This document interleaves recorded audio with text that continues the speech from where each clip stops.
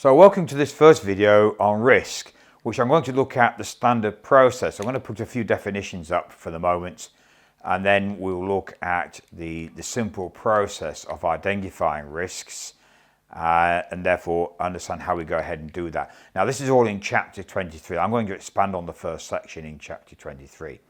In the other video, we'll have a look at the DSTM approach and how that can circumvent traditional risks, or how those traditional risks might impact on you being able to take this approach. But in this video, we're going to look at the first section in chapter 23 on the risks themselves. But I want to start with explaining a few definitions. It's always a good idea to have definitions. So the first one, remember, is risk is about uncertainty. Uncertainty that things may happen in the future. And it's about achieving the objective. So it's about to achieve the project objective. Impact on the project objective. So we need to look at both threats and opportunities. There are opportunities that can help push that through too. So this is the uncertainty. Remember, technically they're potential issues. But once you've identified, it now becomes a risk, because it may not happen yet. That's the key thing. So, some definitions. The first one is capacity. So this is about the amount of risk an organization can bear. Okay, so, organizations like insurance companies can bear quite a bit of risk, right, because they have people to support them from that point of view. Entrepreneurs can bear quite a bit of risk in some respects. They have a good capacity. Sometimes they don't. But, there are industries that have good capacity and some that don't. They're very, very sensitive type in, like healthcare, for instance, hasn't a big capacity for risk. And its appetite is pretty low too. So that's the other definition, is the appetite, risk appetite. Appetite. Right. So this is the amount of risk an org will accept. So there's a big difference. Usually it's a subset of the capacity, right? So the capacity is the amount of risk an organization can bear, it can support, and the appetite is the amount of risk an organization is willing to accept. And that's usually more applied to your change initiatives like programs and projects, but also to operational change as well. So it should be a subset. So these should be defined somewhere, because then you need to know what they are to be able to use them. Some other ones, now we have inherent risks. Now we'll look at the risks themselves. So inherent risk, right, is the originally identified risk. So this is the original risk that you identify at the beginning, right? Inherent risk. So, there's a threat of a severe thunderstorm. This is the inherent risk. Now, sometimes we can do things and we don't think the plan is going to be enough to cover the risk, or we don't know how big the risk is or how much impact it's going to have. So we have residual risk.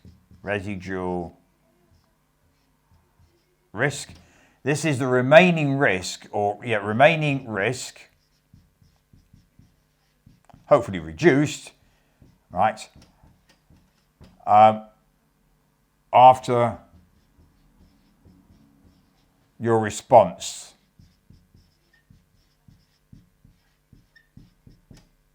Right. So this is the remaining risk that's still around after your response. So when you go through the planning phase and you put the response in place, right, you still may think, I haven't got enough. Like it's severe weather, you put your sandbags, you don't think you've got enough sandbags because you lost a lot last time, so there's still a bit of residual risk that you'll get flooded, the impact. Okay, and then we have the third one, which is secondary risk, right, which is a new risk. So another risk as a result of your response. Result of response.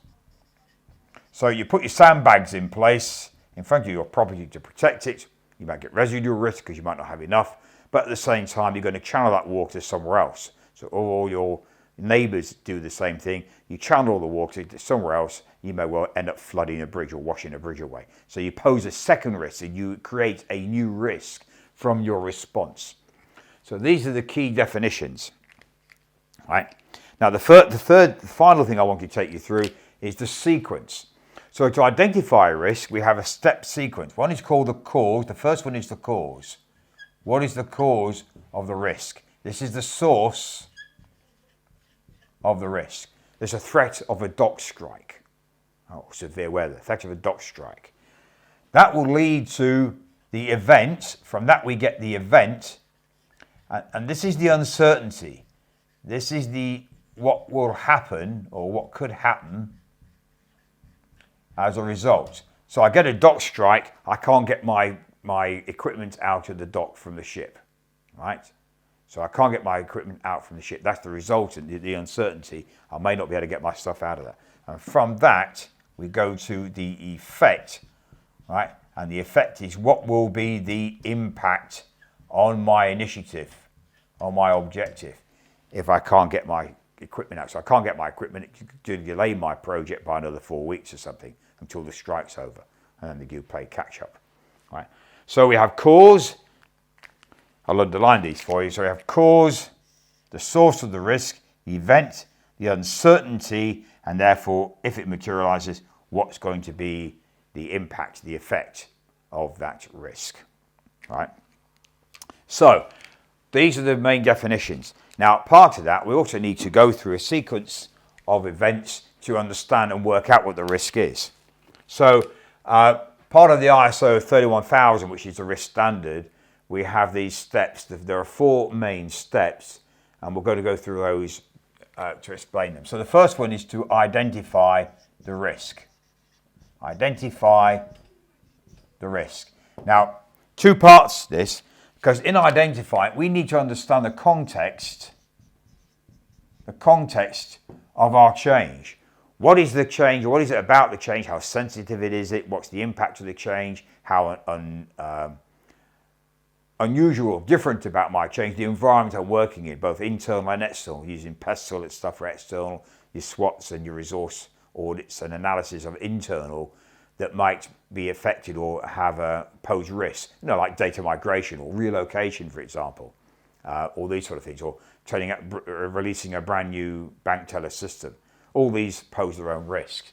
So once we've understood the context of the risk, then we can actually go to the next step and identify the risks themselves, right? Identify the risks themselves, which uses that sequence, the cause, event, and effect sequence to do that. And then you start documenting those in whatever form you want to put them in.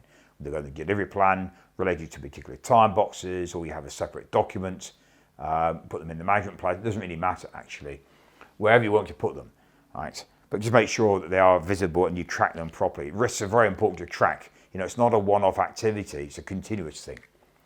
Once we've done that, then we need to assess the risk itself. So we need to assess. And the first step here is to estimate. We need to estimate the risk, right?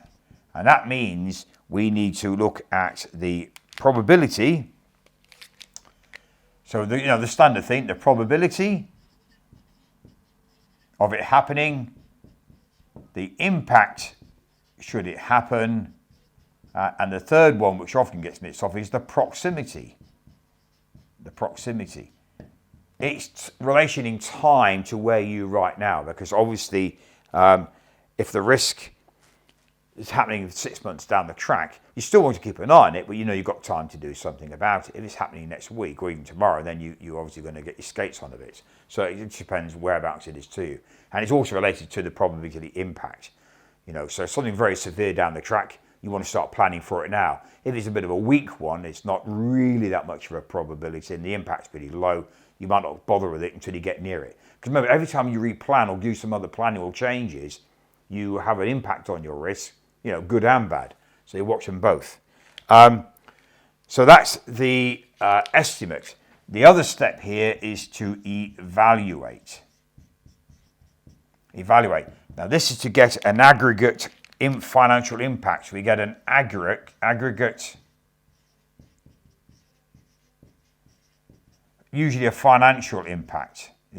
What's it called? The evaluate, financial impact, or the EVE, right? The expected value of the impact. Right. So, expected value assessment. So we get some value of how much that might impact as an aggregate of all the risks you've got for your initiative. Right. So once we've done the assess and we understand all these areas, then we can actually go and plan our responses. So here we plan the response. All right. So I'll put a short table up here just to quickly document these for you. So we have threats and opportunities.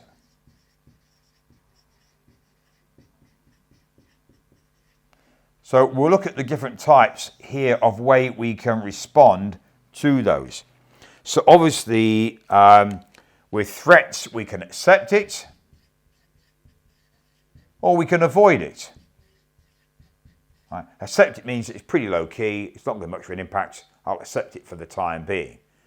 We'll link that to something else called a conditional, that is, I'll put something in place just in case, as a conditional thing. Contingency as well. Then we have, obviously avoid means you're just going to go do something completely different. I mean the extreme one is not to run the project, but to avoid it means I'll take a different route so I don't have that risk in my path in the first place. Like you might change the shipping, go and dock it in a different city, for example. Okay, reduce. Now, the point about the reduce is to put some plan up front. So this is what we call a proactive response. We do something up front because it could change probability and or impact. Because by doing something up, you can reduce its likelihood of happening, its probability of happening, and possibly reduce the impact, right? Or one or the other, or both. So reduce is doing something up front. The other one, which used to be called fallback, is still called fallback in a point, but this one's about being reactive. So you do only put the response in if it happens. So this is being reactive. And I'll only kick the response off, so it only really impacts on, it only has a change on the impact only. Okay. What we call conditional or contingency. So, what this means, the conditional means if it happens, then I'll run the fallback. So this is all on the fallback one, by the way. So the conditional if only runs on the fallback if it happens. The contingency can also link back from this one here up to here. I'll accept it for the time being, but I'll have a backup plan just in case, which is similar to the conditional, but the conditional means it could be, a bit more serious, but I'm going to put a plan in place anyway and run it if it materializes. Right? Whereas the accept, well, if it's worse than I think, then I'll have a backup plan. So it's just a bit of a way to see things, okay? The other type of plan here, or response we could have, is called transfer. And what we mean by this is we're shifting the burden of the risk, or the impact of the risk, onto a third party, like insurance companies. And we do it all the time, where we have insurance on our cars, our homes, or even our health for that matter. Someone else takes the burden of the impact, right? So that's the point about transferring the risk there. Right? Now, on the opportunity side, we have a couple here. One is called enhance. And what we're doing is we're increasing the probability to where it's more likely to happen. The probability is it's more likely to happen. Okay? So it could be, well, I've got a 60% opportunity here. So for example, we were putting a data center together a number of years ago, and the there was an opportunity that if we changed the way we did things and planned things, there was a probability we could actually finish that part of the DC earlier, and therefore I could go and do something else. So what you do is you replan to do just that, to increase the probability. The other one is called exploit, where it is 100% going to happen, which seems funny. So you know now it's going to happen. So you know now we're going to finish this job in 6 weeks instead of 12. I can go and do something else. So you actually exploit the fact you're going to finish. So you know you're going to happen already. Here you're increasing the opportunity to happen. Here you know it's going to happen. It's almost 100% certain it's going to happen. So you take advantage of that, in other words, you exploit that situation. And finally, we have share. Now, share goes across both threats and opportunities. And the simplest way of explaining is that if there's a pain or gain thing, so you both take the pain or you both take the gain, if anything. So, for instance, shipping the equipment from one country to another, volatility in the cost of the fuel and everything. So the seller and the buyer take the burden of the costs of the shipment. So if the prices drop, they both gain. If the prices go up, then they both take the hit on the extra cost of shipping it. Right? And this is sharing the risk of the fact that they may go up and down. Right? And then finally, we implement the change. We need to implement that response, if and when the risk materializes. So here we just run the response. And here we have two resources to do that. We have a risk owner, someone who will track it and keep an eye on the risk, look for early warning indicators, etc., and an actionee, the person who will kick off the plan. Right? So we have two roles. Someone who owns the risk to keep a track on it and make sure it's kept up to date and responding and keep feedback to the project manager, and an actionee, the person who will fill that role, who will kick it off, kick the response off, which might well be the project manager, might well be the owner. It could be the project manager, but in this case, the actionee and the owner could be the same person. Not necessarily, but they could be. Okay? And while we're doing all that, the key thing here is to communicate, right? So it's absolutely important that we communicate this process. So it is everybody's responsibility to get involved in risk, report risk. Doesn't mean to say they're going to have to own the risk, which is sometimes the scary bit. So because you report a risk or you raise a risk doesn't mean to say you're going to own it. But do raise it, because someone needs to own it, okay? But communicate, use things like facilitated workshops, especially when you're doing other exercises like planning, or you're prioritizing or replanning, whatever it happens to be, or just looking at the project. Make sure you put risk as part of your review on the agenda. Very important, because risks are part of projects, they're potential issues, and the more risk management you do, the more active and realistic risk management you do, the more likely you are to reduce any pending issues that will come out and bite you in the nose. They'll just come and bite you without you realizing, and you have to respond to them. So this is the risk approach and the risk management approach. So I'll put here risk management approach. Well, procedure here, management process.